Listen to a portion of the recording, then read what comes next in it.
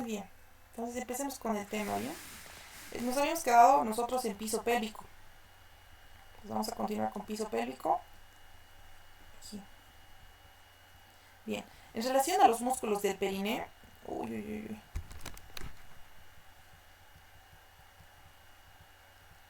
Ya. Vamos a hablar de los músculos del periné. Bien. En los músculos del periné, primero hay que saber que el periné está compuesto por qué estructuras, ¿bien? El periné, nosotros encontramos que el periné es un rombo que se encuentra entre ambos muslos, ¿no? Es un rombo ubicado entre ambos muslos y tiene forma de un rombo y podemos dividirlo en dos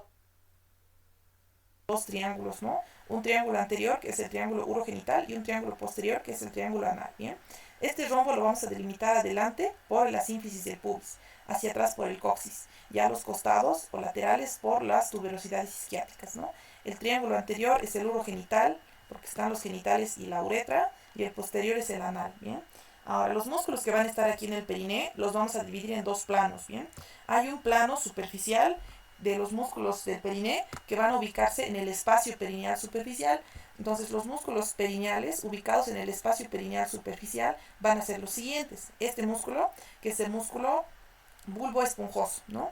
Estos laterales, que son los músculos isquiocavernosos, y este que es el músculo transverso superficial del periné, o perineal transverso superficial, es lo mismo, ¿no? Estos tres músculos están ubicados entonces en el espacio perineal superficial, ¿bien? Ubicados en el espacio perineal superficial. Entonces vamos a describir a ellos, a estos tres.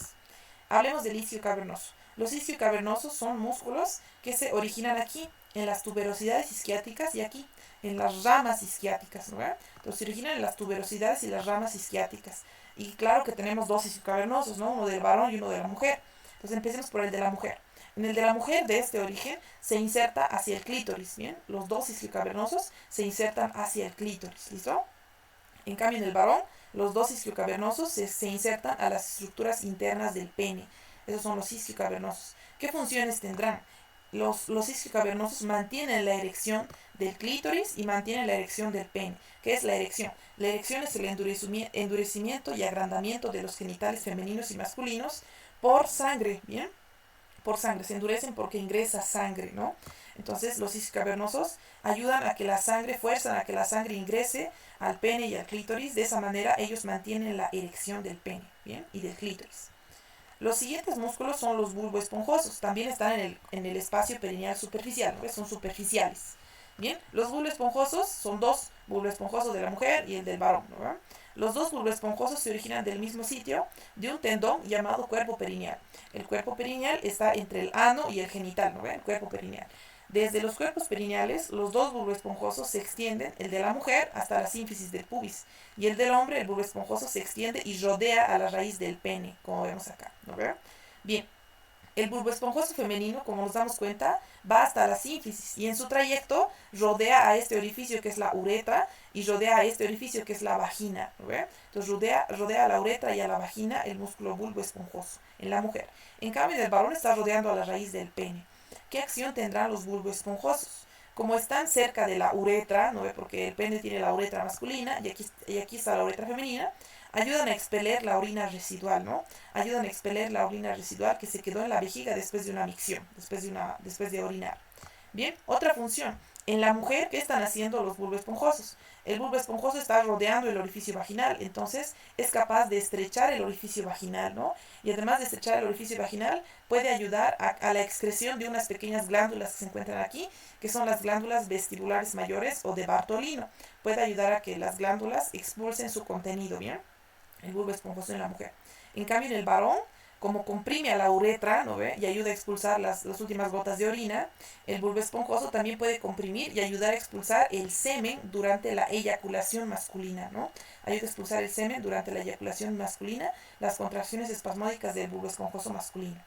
Bien, esos eran los superficiales. Ahora veamos los del compartimiento medio. Bien, hemos visto los superficiales, veamos los del compartimiento medio del perineo. En el compartimiento medio del perineo voy a encontrar a tres músculos, ¿bien? Los músculos esfínteres externos, ¿no? El esfínter externo de la uretra y el esfínter externo los esfínteres externos de la uretra masculina y femenina, ¿no? Los dos músculos esfínteres externos de las uretras son músculos esqueléticos. Quiere decir que son voluntarios, ¿bien? están ayudando a la continencia de la orina, ¿no? Ayudan a retener la orina en la vejiga hasta que se vacíe la orina de manera voluntaria. Entonces ayudan a la continencia urinaria, los dos esfínteres externos de la uretra, femenino y masculino, ¿no? Bien, ¿dónde se originan? En las ramas isquiopúbicas, que serían estas ramas, ¿no? En estas ramas son las ramas isquiopúbicas. Aquí se originan los dos esfínteres, ¿bien? En las ramas isquiopúbicas. ¿Y se insertan dónde? Rodeando a la uretra, ¿no? Se insertan rodeando al orificio uretral, ¿bien? Rodean al orificio uretral. De esa manera mantienen la orina dentro de la vejiga. Bien, el otro músculo del plano intermedio es el compresor de la uretra. El compresor de la uretra, como lo podemos ver aquí, este es un periné femenino, ¿no? Esta es una mujer. El compresor de la uretra solamente se va a encontrar en las mujeres, ¿bien? Es un músculo exclusivo de las mujeres. Se origina de las ramas isquiopúbicas, aquí a los costados. ¿Y qué pasa con los compresores de la uretra? Se une el del lado derecho con el del lado izquierdo por delante del orificio uretral y de su esfínter, ¿no? Del esfínter uretral externo. Se unen por delante del esfínter de la uretra, ¿bien? Y ayudan a ¿qué? A servir como un esfínter accesorio de la uretra, ¿no? ¿Ven? Entonces nos ayudan a retener la orina, ¿no? Ayudan a retener la orina ayudándole al esfínter uretral externo, el compresor de la uretra. Y este músculo solo se encuentra en las mujeres. Y por último, el último músculo del compartimiento intermedio perineal, ¿no? Del plano intermedio del perine, es el músculo esfínter externo del ano. El esfínter externo del ano se origina del cuerpo perineal, al igual que este, que es el bulbo esponjoso, ¿no? Se origina del cuerpo perineal y también se origina del coxis, ¿bien? Del cuerpo perineal y del coxis se origina el esfínter externo del ano. De aquí se va a insertar alrededor del orificio anal y del conducto anal. Entonces, se inserta alrededor del orificio anal y del conducto anal. Es el esfínter externo del ano. Como todos los que estamos viendo estas semanas, es un músculo esquelético, ¿no ve? Es un músculo esquelético. Por lo tanto, ayuda a la continencia fecal. Retiene las heces en el recto hasta que se decide evacuar por manera voluntaria, ¿no? Hasta que uno decida cuándo va a defecar. Bien, es el esfínter anal externo. Ahora, la inervación de estos músculos. Estos dos, isquiocavernosos y bulboesponjosos, pertenecen al compartimiento perineal superficial. En cambio, estos tres, esfínter externo de la uretra, compresor de la uretra y esfínter externo del ano, pertenecen al compartimiento medio al compartimiento medio, ¿no ve? Estos pertenecen al compartimiento superficial. Los superficiales son inervados por el pudendo y los del compartimiento medio también son inervados por el pudendo. La diferencia es que los del compartimiento medio también son inervados por los nervios S2 a S4 y el nervio visceral pélvico. ¿Bien? Esa es la diferencia. Ahora, veamos músculos del piso pélvico. Recordemos que el suelo de la pelvis, ¿bien? El suelo de la pelvis está formado por el diafragma pélvico y este diafragma pélvico le va a dar soporte a los órganos pélvicos, ¿no? Le da soporte al hígado, a la vejiga y al recto, ¿bien? Ahora, el suelo pélvico nos dicen que está penetrado por la uretra, por la vagina y por el ano, ¿no ve? Que se abren en el perineo. ¿Qué cosa es el perineo? El perineo es ese espacio ubicado entre los muslos que parece un rombo, ¿no ve? Bien, entonces vamos a hablar del piso pélvico. El piso pélvico recibe el nombre también de diafragma pélvico, ¿bien? El diafragma pélvico va a constar de dos músculos, el elevador del ano y el coxigio. Entonces hablemos de estos músculos del diafragma o piso pélvico. Hablemos del elevador del ano. El elevador del ano está formando la mayor parte del piso pélvico, ¿bien? La mayor parte del piso pélvico está formado por el elevador del ano. Y solamente un cuarto del piso pélvico está formado por el músculo coxigio, ¿bien? Entonces representa muy poquito, ¿no? Del piso pélvico el músculo coxigio. Estos dos músculos forman el piso pélvico. El elevador del ano, a su vez, tiene tres fascículos, ¿bien? Tiene tres músculos. El músculo más medial es el pubo rectal, ¿bien? Pubo rectal, que viene desde el pubis y rodea al recto, pubo rectal. El que le sigue es el pubo coxigio, que va desde el pubis hacia el coxis, ¿bien? Pubo coxigio. Y el iliocoxigio, que es el músculo más lateral, que se origina desde este arco. Este es el arco del obturador interno, ¿bien? Se origina de este arco del obturador interno y se dirige, bien, el iliocoxigio se dirige hacia el coxis, ¿no? Son los tres fascículos del elevador del ano. Iliocoxigio más lateral, pubocoxigio intermedio y pubo rectal es el más medial. Son los fascículos del elevador del ano. Bien, entonces empecemos hablando del músculo elevador del ano. El elevador del ano es este músculo que está aquí punteado, en líneas punteadas. Nosotros podemos observar que el elevador del ano se está originando de estos arcos, como habíamos dicho, ¿no? Estos arcos reciben el nombre de arco tendinoso del obturador interno, ¿bien? Porque este músculo que se ve aquí es el obturador. Entonces el obturador tiene un arco que es el arco tendinoso del obturador interno y en este arco tendinoso del obturador interno se está originando el músculo elevador del ano, ¿bien? El elevador del ano. ¿Dónde más? Aparte del arco tendinoso, se origina en el pubis, ¿no? Como vemos, en la superficie interna de la pelvis y en la cara interna del pubis se va a originar el elevador del ano. ¿Dónde se va a insertar? El elevador del ano se inserta en el coxis, ¿bien? Se inserta en el coxis y también se inserta en las paredes del ano, ¿no ven? Las paredes del conducto anal y en las paredes de la uretra, ¿bien? Esa es su inserción es medial. Ahora, vemos que el elevador del ano forma casi todo el suelo, casi todo el piso pélvico, ¿no ve? Está cerrando el estrecho inferior de la pelvis, ¿bien? Bien. Ahora, ¿qué funciones tendrá el elevador del ano? Comprime el conducto anal. Claro que comprime el conducto anal porque se inserta en el conducto anal, ¿no ve? Pues comprime el conducto anal y refuerza los esfínteres anal externo y uretral. Refuerza el esfínter anal externo y refuerza el esfínter de la uretra, ¿bien? Además da soporte a muchas vísceras pélvicas, ¿no? Porque es como un cuenco que está dando soporte a la vejiga, al recto y a la vagina y al útero, ¿no ve? Muy bien. ¿Qué más? Los movimientos verticales afectan las diferencias de presión entre las cavidades abdominal torácica, ¿bien?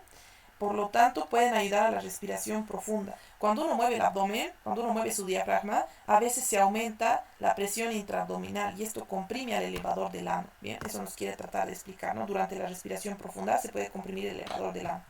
Bien, está inervado por el nervio pudendo, al igual que los músculos del perineo, ¿ve? Al igual que los músculos del perineo superficiales y medios, el elevador del ano está inervado por el pudendo. Y también por el nervio S2 y S3. Entonces aquí lo vemos al elevador del ano. ¿Qué fascículo es? Fascículo pubo-rectal. Pubo-coccigio. Y el que está más lateral, iliococcigio. Vemos como el iliococcigio se origina de este arco, que es el arco del obturador interno, ¿no ve? El arco tendinoso del obturador interno. Muy bien. Ahora, el otro músculo que está formando el piso pélvico es este que está aquí atrás, que es el músculo coccigio. El músculo coccigio forma un cuarto del piso pélvico, porque la mayor parte del piso está formado por el elevador del ano, ¿verdad? Entonces el cuartito posterior del piso pélvico está formado por el músculo coccigio. Se está originando acá de las espinas isquiáticas, ¿no? ¿Verdad? Entonces fíjense, miren, se está originando aquí de las espinas isquiáticas y se está insertando ¿hacia dónde? Hacia el hueso sacro y hacia el hueso coxis, ¿bien? Entonces el coccigio se origina de las espinas isquiáticas, se inserta al sacro y al coxis, ¿listo? Bien, inervado por los nervios S3 a S4. Entonces el músculo coccigio es el único de los músculos que estamos viendo que no es inervado por el pudendo, ¿no ve? Los demás siempre son inervados por el pudendo. Bien. Entonces aquí vemos, este pequeñito es el músculo coccigio, desde la espina isquiática o espina ciática hacia el sacro y el coxis, ¿no? Y todo este cuenco es el elevador del ano, ¿no? El músculo elevador del ano, que se está originando de este arco, que es el arco del músculo obturador interno, ¿no? El elevador del ano. Bien, ahora empecemos hablando de los músculos de las extremidades. Nosotros vamos a tener dos extremidades, ¿no? Superiores e inferiores, y los músculos de ambas extremidades van a estar separados por membranas interóseas y por tabiques intermusculares, ¿no? Las membranas interóseas y los tabiques intermusculares separan en compartimientos a las extremidades superiores y a las inferiores. Por ejemplo, la extremidad superior, ¿qué compartimientos tiene? Tiene un compartimiento anterior, que es flexor, y un compartimiento posterior, que es extensor, ¿no ve? Ese es el posterior, que es extensor. En cambio, los miembros inferiores suelen tener tres compartimientos. Un compartimiento anterior, que es extensor, un compartimiento posterior, que es flexor, y un compartimiento medial, que es aductor, ¿bien? Que es aductor. Entonces, como nos damos cuenta, ¿bien? Los compartimientos son opuestos, ¿no ve? Por ejemplo, el compartimiento anterior del brazo hace flexión, en cambio el anterior del muslo hace extensión. Son movimientos opuestos, ¿cierto? Se trata de movimientos opuestos. ¿Por qué? Por la rotación de las extremidades en la séptima semana, ¿no ve? Entonces, con mi brazo se flexiona hacia adelante, en cambio mi pierna hacia atrás, ¿no ve? Muy bien. Las extremidades superiores, nos dicen, pueden formar un amplio conjunto de acciones, ya sean acciones complejas, como escalar o lanzar, acciones poderosas y complejas como escalar y lanzar, ¿no? O acciones sutiles como escribir o manipular objetos pequeños, ¿no? Acciones delicadas, sutiles. Bien, pues hablemos de los músculos que están actuando en la cintura escapular. Los músculos que tienen acción en la cintura escapular se refiere a que actúan en la escápula o en la clavícula, ¿no? Y vamos a tener dos tipos de músculos que actúan en la cintura escapular. Músculos anteriores y músculos posteriores. Veamos los músculos anteriores que actúan en la cintura escapular. Bien. Los músculos anteriores de la cintura escapular son estos. El pectoral menor. El pectoral menor surge por tres cabezas. Bien, de las costillas 3, 4 y 5, ¿no? De la costilla de la 3 a la 5 surge el músculo pectoral menor. Se origina aquí y se inserta ¿dónde? A la apófisis coracoides de la escápula, ¿no? Entonces es un músculo escapular anterior, ¿no? Está por delante de la escápula el pectoral menor. Bien, el pectoral menor, al igual que el pectoral mayor, está inervado por los mismos nervios. Nervios pectorales mediales y laterales inervan al pectoral menor. Bien, nervios pectorales mediales y laterales. ¿Qué acción tendrá el pectoral menor? Aquí está el pectoral menor, originándose de las costillas de la 3 a la 5, insertándose en la coracoides. El pectoral menor puede desplazar la escápula en sentido lateral, como vemos aquí, ¿no? Desplaza la escápula en sentido lateral y además en sentido anterior, ¿no? Entonces lo desplaza en sentido lateral y en sentido anterior alrededor de la pared torácica, ¿bien? ¿Qué más hace? Deprime el ángulo del húmero, ¿no? Deprime el ápice humeral, ¿bien? Deprime el ápice del hombro, como vemos aquí. Además, ¿para qué puede servir el pectoral menor? Como vemos aquí, puede elevar las costillas, ¿no? Si es que su origen se mueve, eleva las costillas y es un músculo respiratorio accesorio, ¿no? Es un músculo para la respiración, ¿bien? Para la respiración accesoria. Ahora, el siguiente músculo de la escápula que está por delante es el serrato, ¿no? Entonces pertenece al grupo anterior de los músculos escapulares, es el serrato. Pues el serrato anterior se está originando de todas o de casi todas las costillas adyacentes, ¿no? De este múltiple origen se va a insertar ¿en dónde? En el borde. ¿Qué borde es este? Borde medial o borde vertebral de la escápula, ¿no? Se inserta en el borde medial de la escápula. El serrato anterior está inervado por el nervio torácico largo, ¿no? El torácico largo inerva el serrato anterior. Ahora, ¿qué acción tiene el serrato anterior? Nosotros vemos que el serrato anterior es capaz de desplazar a la escápula en sentido lateral y frontal, de igual manera que lo hace el pectoral menor, ¿verdad? El serrato anterior desplaza, miren, hacia lateral y hacia adelante, ¿verdad? Hacia lateral y hacia adelante o hacia frontal, ¿verdad? Está desplazando el músculo serrato anterior, desplaza la escápula hacia adelante y hacia lateral. Protruye la escápula. ¿A qué se refiere protruir la escápula? La protrusión de la escápula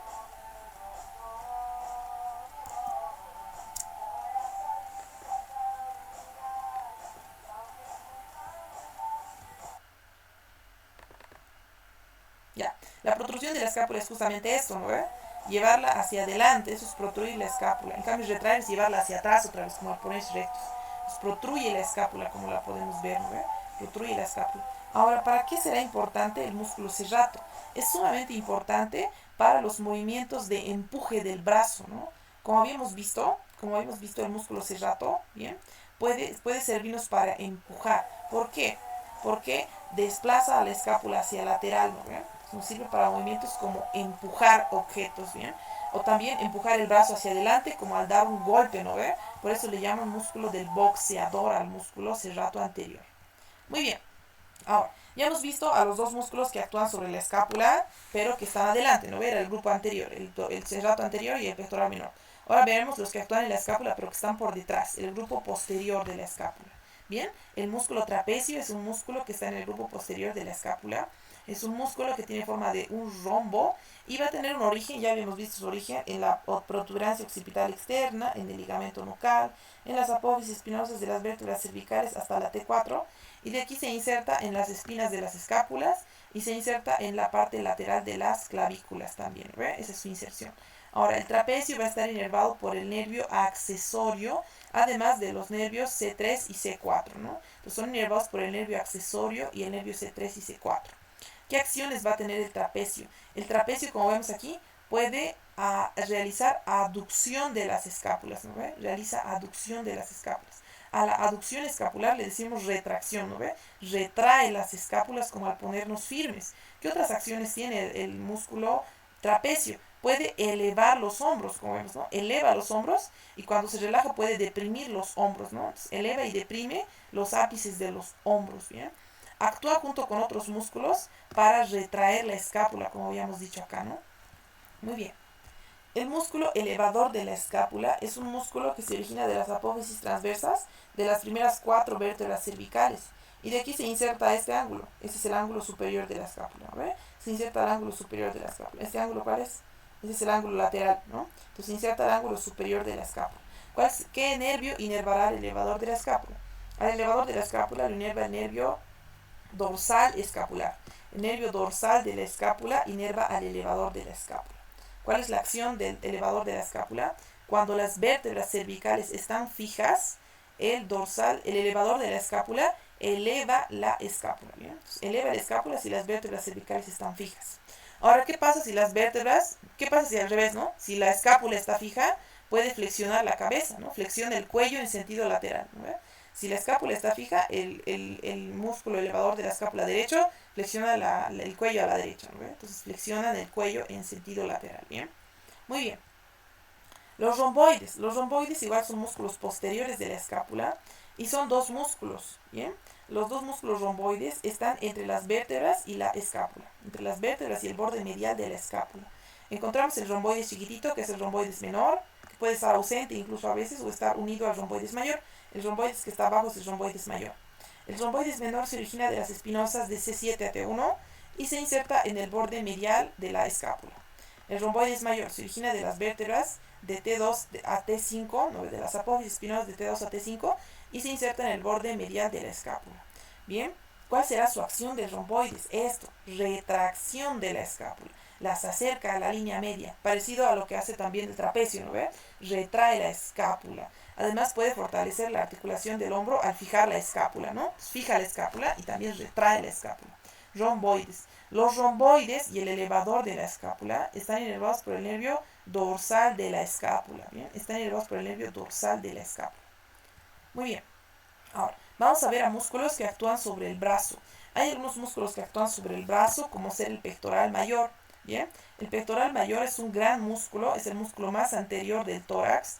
Se origina de la mitad interna o la mitad medial de la clavícula, del margen lateral del esternón, de las primeras 7 costillas, y de aquí se va a insertar ¿a dónde? Al surco intertubercular, ¿no? Se origina de la clavícula, del esternón y de las costillas, y se inserta al surco intertubercular o la corredera bicipital, ¿bien? Se inserta al labio lateral de la corredera bicipital, es el pectoral mayor. Inervación del pectoral mayor igual que del pectoral menor. Se inerva por el nervio pectoral medial y por el pectoral lateral. ¿Qué acciones tendrá? Esta es una de sus acciones. Realiza aducción del húmero, ¿no? Aduce el húmero, el pectoral mayor, ¿bien? Además de hacer aducción, es capaz también de hacer flexión del húmero. Como vemos en la imagen izquierda, hace flexión del húmero, ¿no? Pues flexiona el húmero y lo aduce, ¿bien? ¿Qué otra cosa puede hacer? Puede hacer que el húmero rote. Ahora, ¿hacia dónde va a rotar? Rotación medial, ¿no? Puede hacer rotación medial del húmero, ¿no? Rotación medial del húmero. Como al dar un abrazo, ¿no? Cuando yo doy un abrazo, roto hacia medial mi húmero para abrazar a la persona, ¿verdad? Bien, también puede ayudar en la inspiración profunda. ¿Por qué? ¿Por qué puede ayudar el pectoral en la inspiración profunda? Porque se origina de los cartílagos costales de las primeras 7 costillas. Entonces puede elevar las costillas y participa en la inspiración profunda. Bien, el dorsal ancho. El dorsal ancho es otro músculo superficial del dorso, pero que tiene acción sobre el húmero, ¿no? Tiene acción sobre el brazo, ¿bien? Actúa sobre el brazo porque se inserta a la corredera bicipital o al surco intertubercular. El dorsal ancho se origina desde las vértebras T7 hasta la lumbar 5. Se origina también en esta fascia, que es la fascia tóraco-lumbar, ¿bien? Y se inserta hacia lateral, hacia el surco intertubercular del húmero, ¿no? Se inserta hacia el surco intertubercular del húmero, justamente en el piso del surco intertubercular del húmero, ¿bien? Ese es el músculo dorsal ancho. Ahora, el dorsal ancho va a estar inervado por el nervio tóraco-dorsal, que es parte del plexo braquial. Inervado por el nervio tóraco-dorsal. ¿Qué acción tendrá el dorsal ancho? Esta es su acción. Hace aducción, ¿ve? Acerca, hace rotación medial y hace extensión del brazo. ¿Ves? Otra vez. Aduce el brazo, aduce el húmero. Rota el húmero medialmente y extiende el húmero. ¿Bien? Esas 3 acciones tiene el músculo dorsal ancho. Además de estas 3 acciones, el músculo dorsal ancho, al extender el húmero, esto nos sirve para nadar, ¿no ve? Cuando yo nado, llevo mi brazo hacia atrás, o sea, extiendo mi húmero para poder nadar, ¿no? En el nado libre, ¿no ve? Extiendo mi brazo hacia atrás, ¿bien? Muy bien, ¿qué más nos mencionan del dorsal ancho? Ayuda en la inspiración profunda. ¿Por qué ayudará en la inspiración profunda? Porque se origina de las 4 últimas costillas, creo que eso no lo dije, ¿no? Pero se origina también de las 3 o 4 últimas costillas, ¿bien? De las costillas inferiores.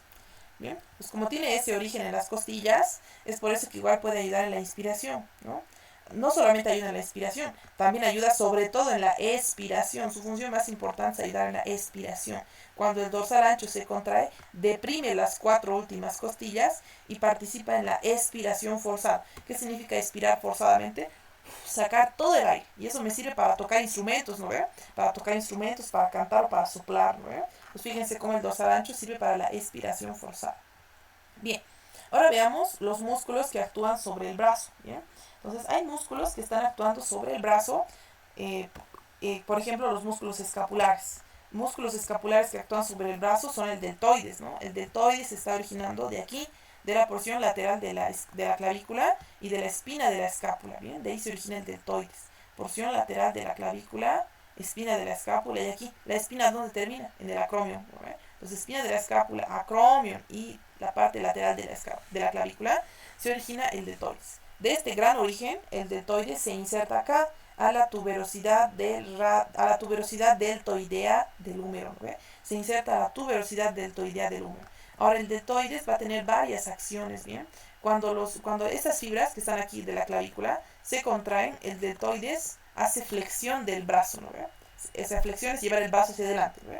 Hace flexión del brazo. En cambio, cuando se contraen esas fibras que están aquí laterales, el deltoides hace abducción del brazo, ¿no? Separa el brazo de la línea media. Bien, en cambio, cuando se contraen estas fibras posteriores, el deltoides hace extensión del brazo, o sea, lo lleva hacia atrás, ¿no? Entonces, el deltoides es capaz tanto de hacer flexión del húmero, como extensión del húmero, ¿no? Como abducción del húmero, ¿bien? Puede hacer esos tres movimientos dependiendo de qué parte del deltoides se esté contrayendo, ¿no? El deltoides está cerquita de la axila, lo inerva el nervio axilar, ¿bien? Inervado por el nervio axilar el deltoides. Otro músculo que mueve el húmero es el redondo mayor. El redondo mayor se está originando de este ángulo. Ese es el ángulo inferior de la escápula. Este es el ángulo superior y este es el ángulo lateral, ¿no? Entonces se origina del ángulo inferior de la escápula. Bien, y de aquí se inserta ¿a dónde? A un surco que está aquí por delante, surco intertubercular, ¿no? Se inserta al surco intertubercular o corredera bicipital del húmero. Bien, al insertarse aquí adelante, el redondo mayor, ¿qué cosa podrá hacer? Podrá hacer que el húmero rote hacia adelante, o sea, rotación medial, ¿no? Puede hacer rotación medial del húmero, ¿bien? Esa es la acción del redondo mayor, ¿bien? Del redondo mayor. ¿Quién inervará el redondo mayor? El redondo mayor está inervado por el nervio subescapular, ¿bien? Por el nervio subescapular. Al igual que el músculo subescapular, el redondo mayor inervado por el nervio subescapular. Bien. Otro músculo que mueve al húmero es el coracobraquial. El músculo coracobraquial se va a originar de aquí, de la apófisis coracoides, y se inserta hacia la diáfisis de la parte media del húmero, ¿no ve? Bien, ese es el coracobraquial. El pequeño músculo coracobraquial va a servir para hacer flexión, ¿no ve? Flexión del brazo, ¿no ve? Lo lleva hacia adelante, hace flexión del brazo o flexión del húmero, ¿no ve? Bien, además puede hacer ligera aducción, ¿no ve? Si se contrae puede aducir el brazo también, puede hacer aducción del brazo. Flexión y aducción del brazo o del húmero es la acción del coracobraquial. El coracobraquial está en el brazo. Entonces ustedes recuerden qué cosa había que tatuarse aquí en el brazo, nervio músculo cutáneo, ¿no ve? Entonces el músculo coracobraquial es un músculo inervado por el nervio músculo cutáneo, ¿no ve? En el brazo, nervio músculo cutáneo. Bien, ahora veremos al manguito rotador. Los músculos del manguito rotador son 4 músculos que pertenecen al manguito rotador. Tenemos al músculo supraespinoso, al infraespinoso, al subescapular y al músculo redondo menor, ¿no? Redondo menor. Bien, son los 4 músculos del manguito rotador. Aquí yo acá veo al subescapular, ¿no ves? El subescapular. Aquí veo al supraespinoso, aquí veo al infraespinoso y aquí veo al redondo menor, ¿no? Redondo menor, ¿bien? Son los 4 músculos. Uno se ve desde la vista anterior y los 3 demás se ven desde la vista posterior, ¿no? El subescapular, ¿qué es este? Se está originando de la fosa subescapular, ¿bien? De la fosa subescapular. Según su libro, el músculo subescapular se inserta hasta aquí. Bien, según el Saladin, se inserta hasta este tubérculo, que vendría a ser el tubérculo mayor del húmero, ¿bien? Entonces, según el Saladin, se inserta hasta el tubérculo mayor. ¿Cuál es el otro nombre del tubérculo mayor? Troquíter, ¿no ve? Se inserta al troquíter, ¿bien? El subescapular. Y los demás también, miren, el supraespinoso, el infraespinoso, se están originando de la fosa supraespinosa y de la fosa infraespinosa. Y ambos también se están insertando al tubérculo mayor del húmero, alias troquíter, ¿no ve? Se insertan en el troquíter, ¿bien? Y el redondo menor, ese es el redondo menor, se origina de este borde de la escápula, que es el borde lateral de la escápula, y también se inserta en tubérculo mayor o troquíter, ¿bien? Muy bien, esas características extra nos dan en el libro, ¿bien? Entonces fíjense que el subescapular, según este, se inserta en el tubérculo mayor. Bien, ahora, estos músculos forman parte del manguito rotador. El manguito rotador se está insertando en el tubérculo mayor y a su vez también sus tendones se insertan dentro de la cápsula del hombro, ¿no? Entonces dentro de la cápsula articular del hombro se insertan todos estos tendones también del manguito rotador. Bien, hablemos de las acciones de los músculos. Aquí vemos al supraespinoso, ¿no? Originándose de la fosa supraespinosa. El supraespinoso se inserta al tubérculo mayor del húmero, ¿no? Entonces el supraespinoso cuando se contrae puede ayudar a la abducción del brazo, ¿no ve? ¿Por qué puede ayudar a la abducción? Porque está arriba, jala desde arriba y hace abducción del brazo, ¿no ve? ¿Ayuda a quién? ¿Quién más hace abducción? El deltoides, el que está por aquí encima, ¿no ve? Entonces el músculo deltoides, que está por aquí encima, también hace abducción del brazo, ¿no? Bien, ¿qué más puede hacer el supraespinoso? El supraespinoso, si mi húmero, imagínense que mi húmero se quiera luxar hacia abajo. ¿Por qué se podría querer luxar mi húmero hacia abajo? Si yo estoy cargando mucho peso, digamos, estoy cargando 20 kilogramos hacia abajo, ¿bien? Mi húmero se va a tender a luxar hacia abajo. Mi supraespinoso va a evitar que la cabeza del húmero se desplace hacia abajo, ¿bien? El supraespinoso jala hacia arriba, entonces evita que mi cabeza del húmero se desplace hacia abajo, ¿bien? Supraespinoso. El infraespinoso es este músculo que se origina aquí en la fosa infraespinosa, se inserta al tubérculo mayor o troquíter del húmero, ¿no ve? Bien, ¿qué acción va a tener el supraespinoso? La principal acción es girar el húmero en sentido lateral, como vemos aquí, ¿no ve? Permite que el húmero se gire hacia el lateral, permite la rotación lateral del húmero, ¿no ve? Importante para el revés, cuando uno hace deporte, ¿no ve? Hace un revés, digamos, cuando uno practica raqueta, va hacia atrás el húmero, ¿no ve? Gira hacia atrás, entonces esa es la función del infraespinoso, ¿bien?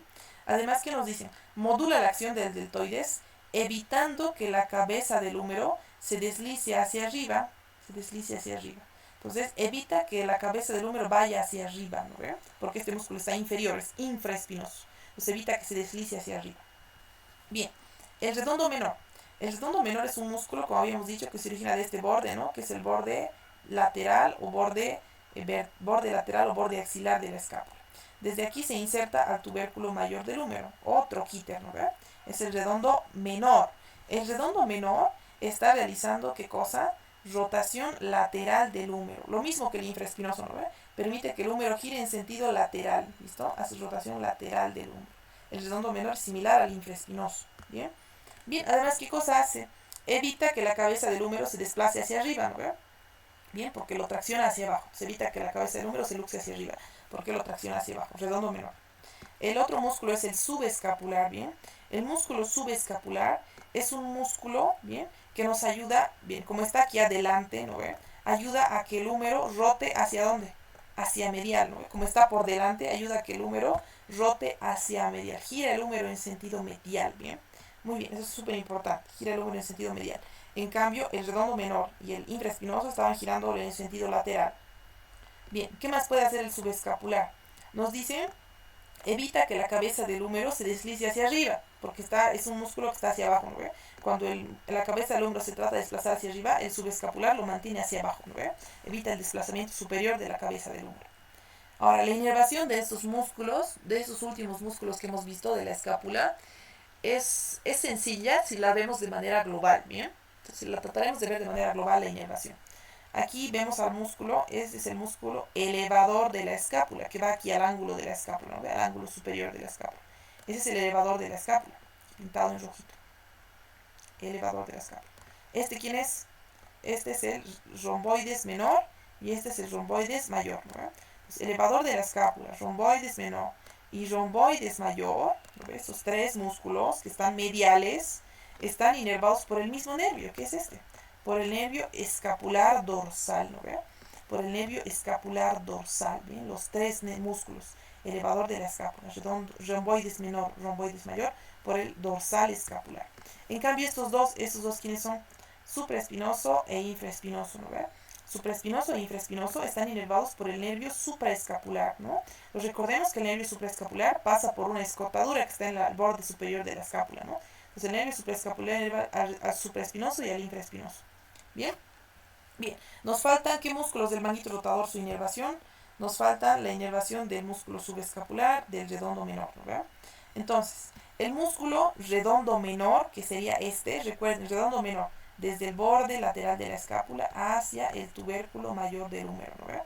Redondo menor, ¿bien? El redondo menor está inervado por el nervio axilar, ¿bien? Al igual que este de que está aquí afuera, que es el deltoides, ¿no ven? Entonces, deltoides y redondo menor por el nervio axilar, ¿bien? En cambio, el nervio subescapular inerva estos dos. ¿Quién es este? El músculo subescapular, ¿verdad? O sea, el nervio subescapular inerva al músculo subescapular y también inerva este, que es el redondo mayor, ¿bien? Inerva el redondo mayor. Entonces, fíjense cómo el redondo mayor no forma parte del manguito rotador. ¿Por qué el mayor no forma parte del manguito rotador? Porque se inserta al surco intertubercular, ¿no? ¿verdad? No se inserta al trocante, al tubérculo mayor. Se inserta al surco intertubercular, el redondo mayor, ¿no ve? Igualito que el dorsal ancho, igualito que el pectoral mayor, se inserta al surco intertubercular. Entonces, por eso no forma parte del manguito rotador. Entonces, el redondo mayor se inerva por el nervio subescapular, ¿bien? Bien. Ahora, veamos músculos que actúan en el antebrazo y que tienen vientres en el brazo. ¿A qué se refiere? Por ejemplo, ese es el músculo braquial. Tiene su vientre muscular ¿en dónde? En el brazo. ¿Pero sobre quién actúa? Sobre el antebrazo. ¿Por qué? Porque se inserta en el cúbito, ¿no? Se inserta en el cúbito el braquial. Por eso actúa en el antebrazo, pero su vientre está en el brazo. ¿Bien? A eso se refiere. Entonces, hablemos del músculo braquial. El músculo braquial, el Tórtora le decía que era un músculo burro de carga. ¿Por qué? Porque es el músculo más fuerte que va a tener el brazo. ¿Bien? Es el músculo más fuerte del brazo, el músculo braquial. El principal flexor del codo, ¿bien? Es el principal flexor del codo. Más que el bíceps, es el músculo braquial, el que realiza la flexión del codo, ¿bien?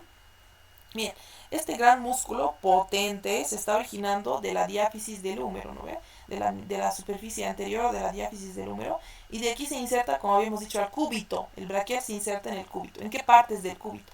En esta tuberosidad cubital, ¿bien? Y en esta punta que se llama apófisis coronoides, ¿no ve?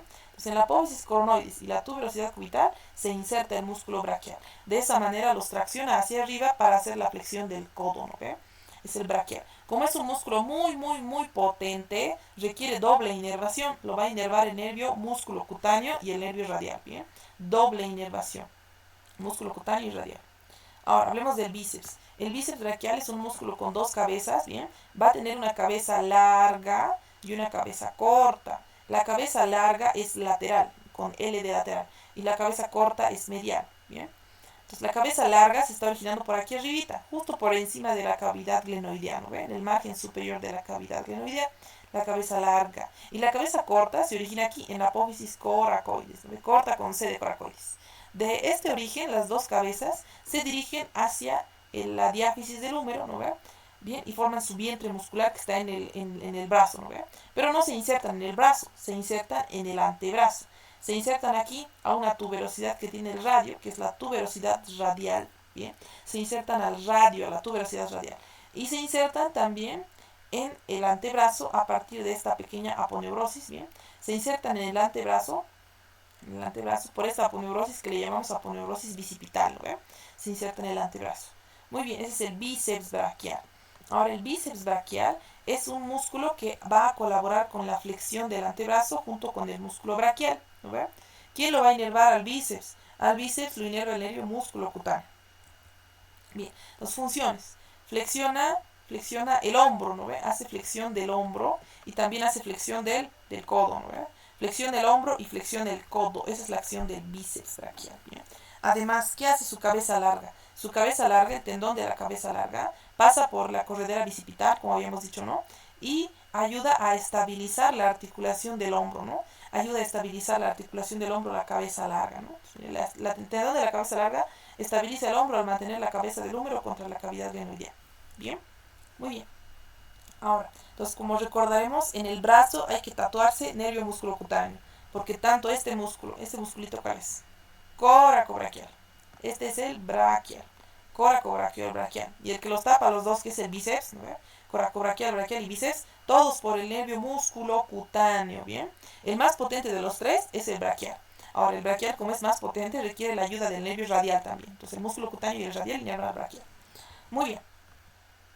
Hablemos del tríceps. El músculo tríceps es un músculo del brazo que actúa sobre el antebrazo. Bien, va a tener tres cabezas: cabeza larga o vasto largo, cabeza lateral o vasto lateral y cabeza medial o vasto interno. Bien, son las tres cabezas del músculo tríceps. Esta cabeza que está aquí es la cabeza larga, y esta cabeza que vemos aquí cortada es la cabeza lateral. Bien, la cabeza lateral. Cabeza larga, cabeza lateral. Falta una cabeza, la cabeza media, ¿no ve? La cabeza media está aquí, aquí profunda, la cabeza media. La cabeza media está bien profunda, ¿bien? Muy bien, cabeza larga, lateral y media. La cabeza larga se está originando justo por aquí. Aquí estaría la cavidad glenoidea de la escápula, ¿no? Justo por debajo de la cavidad glenoidea se está originando la cabeza larga del tríceps, ¿bien? Por debajo de la cavidad glenoidea. En cambio, por arriba se está originando la cabeza larga del bíceps, ¿no ve? Bien, la cabeza lateral del tríceps se está originando de la parte posterior del húmero en su superficie proximal, ¿no ve? Desde la parte proximal del húmero se origina la cabeza larga. En cambio, la cabeza medial, bien, se origina de toda la diáfisis del húmero, de todo lo que resta de la diáfisis del húmero se origina la cabeza medial. Estas tres cabezas van a insertarse en el olecranon del cúbito a través de un tendón, el tendón del tríceps, ¿no? Entonces, el tríceps se inserta en el olecranon del húmero a través del tendón del tríceps, ¿bien? Muy bien. ¿Qué acción tiene el tríceps? Es un potente extensor, como vemos, ¿no? Extensor del antebrazo. Extiende el codo, ¿bien? Es el potente extensor. Ahora, este músculo tríceps, ¿bien? Está inervado por el nervio radial, ¿no? Los extensores siempre van a estar inervados por el nervio radial, ¿bien? Entonces el tríceps extiende el codo y está inervado por el nervio radial. Bien, ahora vamos a ver músculos que actúan sobre el antebrazo, pero que ahora sí tienen vientres en el antebrazo. Bien, por ejemplo, este pequeño músculo que es el músculo supinador. El músculo supinador, antes lo conocíamos como músculo brachioradial, ¿no? Músculo supinador. Entonces, el supinador largo es el brachioradial. Se está originando aquí arriba. ¿Cómo se llama lo que está encima del cóndilo, ¿no ve? Se llama cresta supracondilia, ¿no ve? O borde supracondilia, que le dice. Entonces, del borde supracondilia o cresta supracondilia se origina el brachioradial. Se viene desde el brazo. ¿Y hacia dónde se inserta? En el radio, ¿no ve? Se va a insertar cerca de esta apófisis, que es la apófisis estiloides, ¿no ve? Entonces, aquí se inserta el músculo brachioradial en el radio, cerca de la apófisis estiloides. El brachioradial se puede ver muy bien cuando uno ve la parte, cuando uno coloca su brazo en esa posición. Miren esa posición, ¿qué posición es? Posición neutra, ¿no ve? Como al dar un saludo, esa es una posición neutra. Ni está ni supino ni prono, ¿no ve? En la posición neutra, en la parte superior de su antebrazo, ustedes podrían palpar su músculo brachioradial. En este libro al brachioradial le dice supinador largo, ¿no ve? Podemos palpar al brachioradial. Ahora, este brachioradial o supinador largo es un flexor del codo, ¿no ve? Ayuda a flexionar el codo. Yo les decía que el brachioradial o supinador largo es el músculo del saludo, ¿no ve? Flexiona el codo con una mano ni supinada ni pronada, ¿no ve? Flexiona el codo. Es la acción del brachioradial. Como su nombre es brachioradial o supinador largo, radial, lo inerva el nervio radial, ¿no ve? Brachioradial o supinador largo lo inerva el nervio radial. Bien, el anconio. El músculo anconio es un pequeño músculo localizado en la parte posterior del codo. Bien, su origen va a ser aquí, en este epicóndilo, que es el epicóndilo lateral del húmero, ¿no ve? Se origina en el epicóndilo lateral del húmero y se inserta al olecranon. De aquí, el músculo anconio puede hacer extensión del codo, ¿no ve? La acción del anconio es hacer extensión del codo, lleva el codo hacia atrás, igualito que el tríceps, ¿no ve? Hace extensión del codo. Ahora, este anconio, como hace extensión, los extensores inervados por el nervio radial, ¿no ve? Entonces, el anconio inervado por el nervio radial. Bien, estos músculos son los pronadores. Tenemos dos pronadores, pronador redondo y pronador cuadrado. El pronador redondo es más superficial que el pronador cuadrado. Y además de ser más superficial, está más proximal porque está más cerca al codo, ¿verdad? En cambio, el pronador cuadrado es mucho más profundo y es más distal, ¿no? Porque está más lejos. El pronador cuadrado. Son los dos pronadores. Ambos pronadores se terminan insertando en el radio, ¿no? Este es el radio. Bien. Los dos pronadores se insertan al radio. De esa manera, los pronadores llevan el radio hacia medial. Y si yo llevo el radio hacia medial, hago pronación, ¿no? ¿Verdad? Entonces, los dos pronadores llevan el radio hacia medial, ¿no? Se insertan en el radio. ¿Cuál es el origen? Tal cual del pronador redondo. el pronador redondo sería este, se está originando en el húmero, ¿no? Se origina en el húmero, en este epicóndilo, que es el epicóndilo medial, ¿no? Se origina aquí sitio igual en el cúbito, en su apófisis coronoides del cúbito, ¿no? Entonces en el epicóndilo medial del húmero y la apófisis coronoides del cúbito. Desde aquí se va a insertar, ¿bien? ¿Hacia dónde? Hacia el radio, ¿no? Hacia la diáfisis del radio, ¿no? La superficie lateral de la diáfisis del radio. Ese es el pronador redondo. En cambio, el pronador cuadrado se origina aquí en el radio, en el extremo distal del radio, y se inserta en el extremo distal del cúbito, perdón. Se origina en el extremo distal del cúbito y se inserta en el extremo distal del radio, ¿no? Se inserta al radio. Bien, como los dos se insertan en el radio, van a mover el radio hacia medial, van a hacer pronación. ¿Cuál es el que prona más? El músculo encargado principalmente de la pronación es el pronador cuadrado, ¿bien? El pronador cuadrado es el músculo principal de la pronación del antebrazo. En cambio, el pronador redondo ayuda a la pronación, ¿bien? Pero el principal es el pronador cuadrado. Bien, ahora el pronador cuadrado, ¿para qué también funciona? Si se dan cuenta, el pronador cuadrado está uniendo el radio con el cúbito, ¿no ven? Resiste a la separación del radio con el cúbito cuando se aplican fuerzas en el antebrazo, ¿bien? Cuando hay fuerzas en el antebrazo, el radio y el cúbito no se separan gracias primero a su membrana interósea, ¿no? Y también gracias al pronador cuadrado, ¿bien? Los dos músculos, pronador cuadrado y redondo, van a ser inervados por el nervio mediano. Bien, nervio mediano. Pero recuerden, ¿no? Vamos a recordar algo importante. Que hay que tatuarse en el antebrazo, nervio mediano. Cuando vean músculos del antebrazo, usualmente están inervados por el nervio mediano. Estos dos están en el antebrazo, inervados por el nervio mediano. Bien. Otro músculo es el músculo supinador. El músculo supinador, bien, es un músculo que se está originando en este epicóndilo. ¿En qué epicóndilo es? El epicóndilo lateral del húmero, ¿bien? Se origina en el epicóndilo lateral del húmero y se origina en una cresta que tiene el cúbito, ¿bien? Por detrás del cúbito, por eso estoy poniendo como punteado, bien, aquí está en rojito, ¿verdad? Por detrás del cúbito hay una cresta que se llama cresta del supinador. Se origina del epicóndilo lateral del húmero y la cresta del supinador del cúbito. De aquí se inserta ¿a dónde? Al radio, ¿ve? Vemos que se está insertando al radio, ¿bien? Está rodeando a la parte proximal del radio. ¿Cuál es la acción del supinador? Supina el antebrazo. Como se inserta en el radio, ¿no ve? Lleva el radio hacia el lateral. Llevar el radio hacia el lateral es supinar, ¿no ve? Supina el brazo. Ahora, este supinador, como está aquí cerquita del codo, ¿no ve? A mí siempre se me ha parecido similar al anconio, ¿bien? El supinador se parece al anconio, ¿bien? Muy bien, pues no se confundan con el anconio. El supinador va a estar inervado por el nervio interóseo posterior. Ahora, el tórtola, recuerdan que decía que el supinador estaba inervado por el radial. El interóseo posterior no es más que una rama del radial, ¿bien? El interóseo posterior es una rama del nervio radial, ¿bien?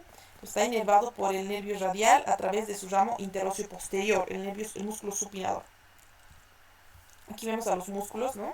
Este vendría a ser el pronador redondo, este es el pronador cuadrado y este es el supinador. Pronador redondo, origen, epicóndilo medial, ¿no ve? Apófisis coronoides del cúbito, dice, ¿no ve? Y se inserta en el radio. Bien, ese es el pronador redondo. Pronador cuadrado, origen, extremo distal y anterior del cúbito. Y se inserta al radio, ¿no? Al extremo distal y anterior del radio, ¿no ve?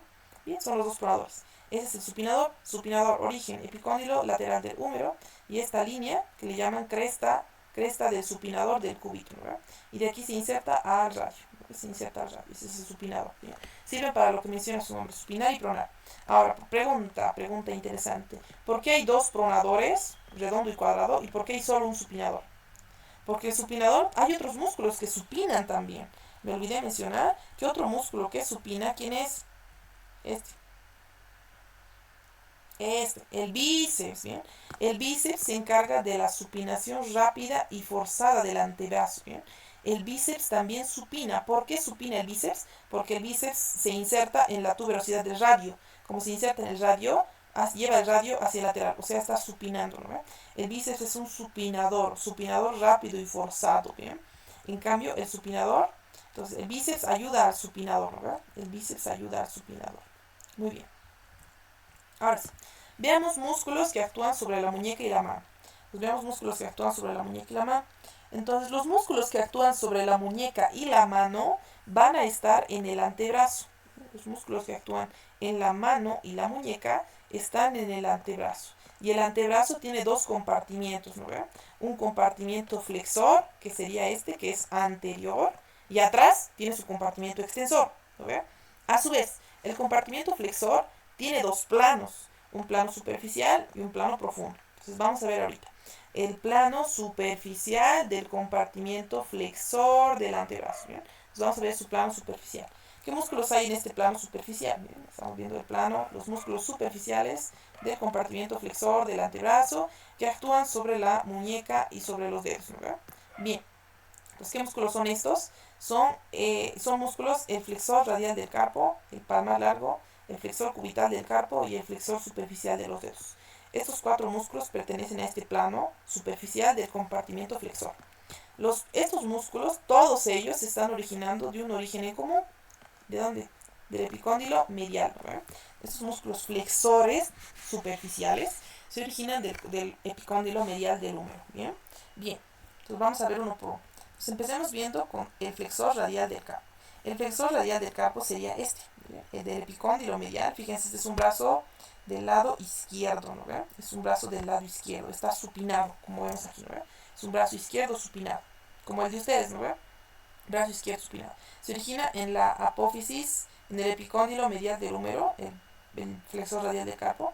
De aquí su tendón se va a extender hasta dónde. Fíjense a dónde llega su tendón. A este hueso, a la base de la falange del metacarpiano número 1 y a la base del metacarpiano número 3. ¿No? Entonces van a la base del metacarpiano 2 y al metacarpiano 3. ¿No?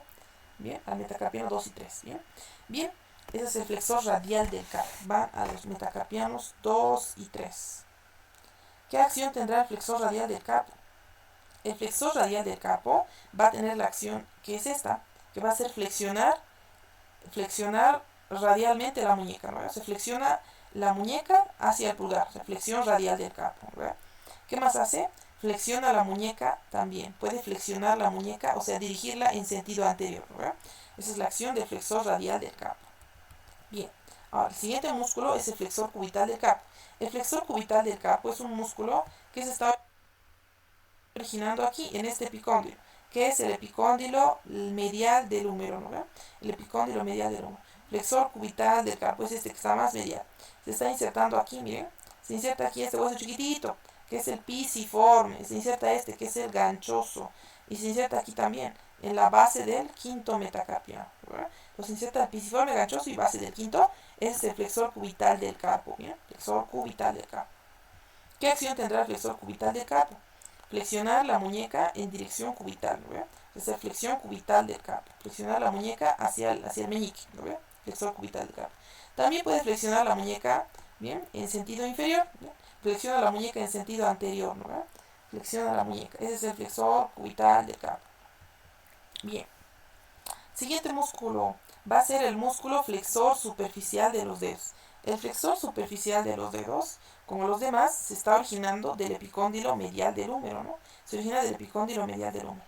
También se origina, como vemos acá, del radio, ¿bien? Tiene un origen igual en el radio, ¿bien?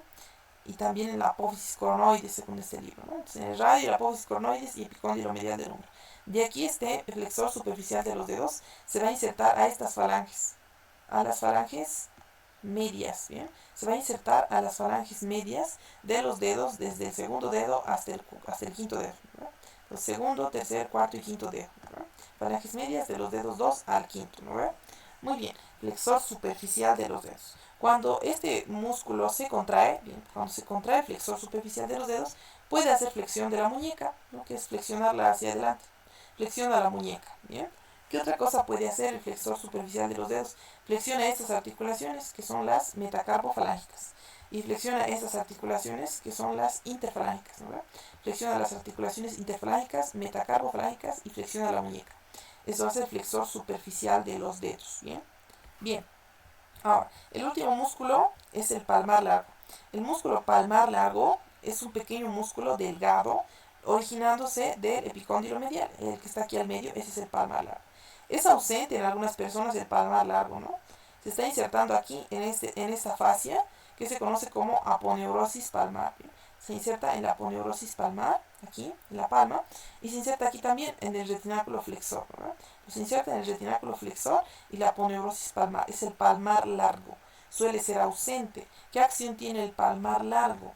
El palmar largo nos dice, ancla la piel a la fascia de la región palmar.